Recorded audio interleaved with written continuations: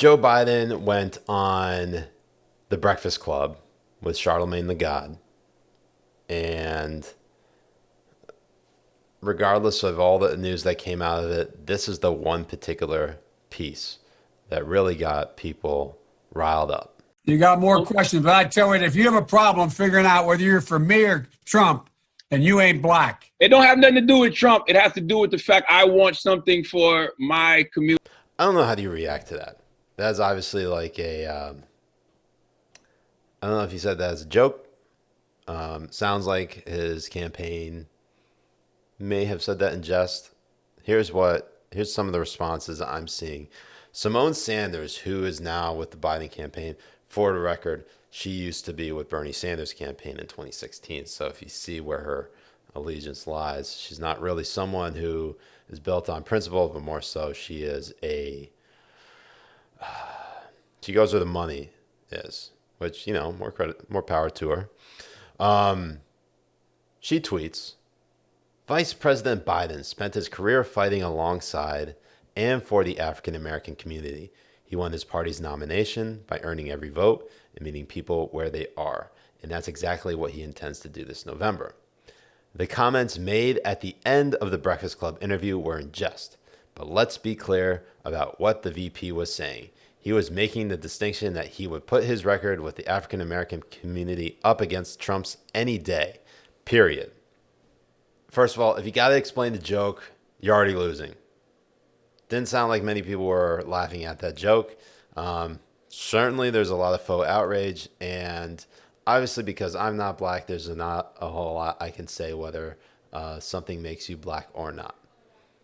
I can say that as a person of color, there are certain things that you do that create a conflict within your community and make you less a part of that community.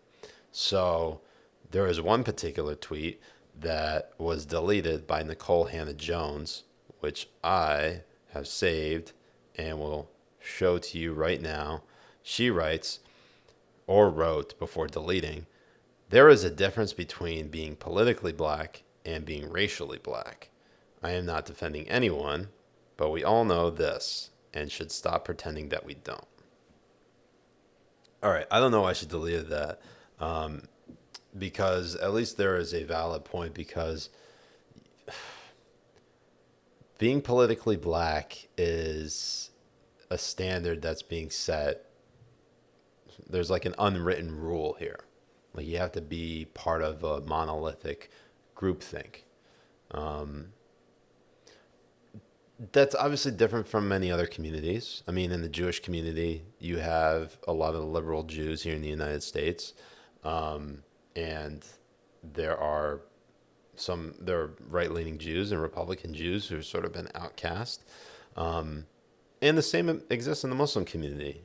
You can look at, by and large, Muslims now are Democrats. They vote. They're left-leaning. They're Bernie Sanders supporters. Some of them are Joe Biden supporters.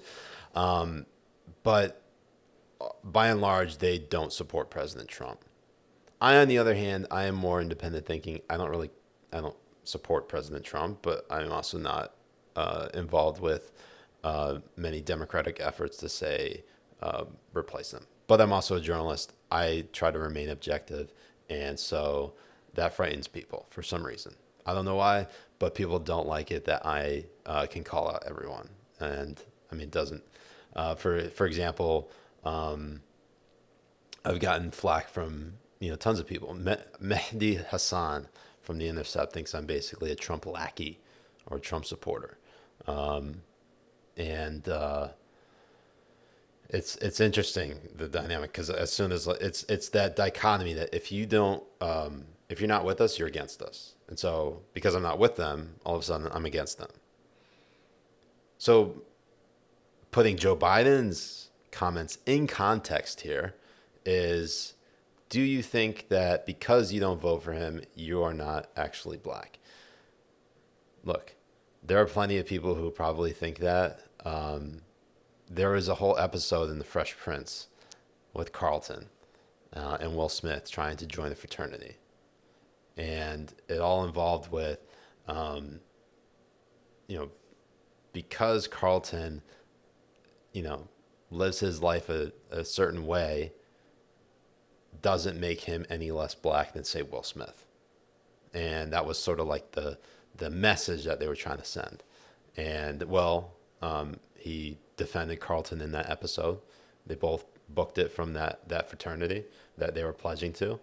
And that seemed to be a struggle that continues to persist to this day.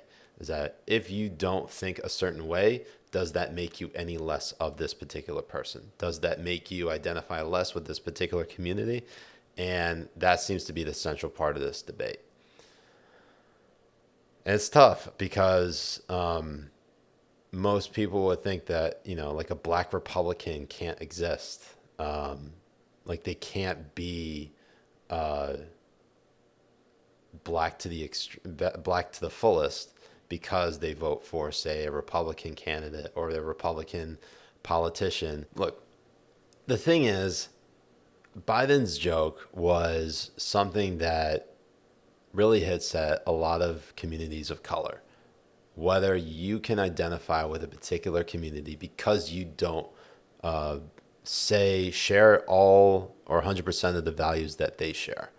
So if you don't vote for a Democrat, if you don't vote for Joe Biden in the election, all of a sudden that doesn't make you part of that community. It doesn't make you part of that racial or ethnic group or religious group.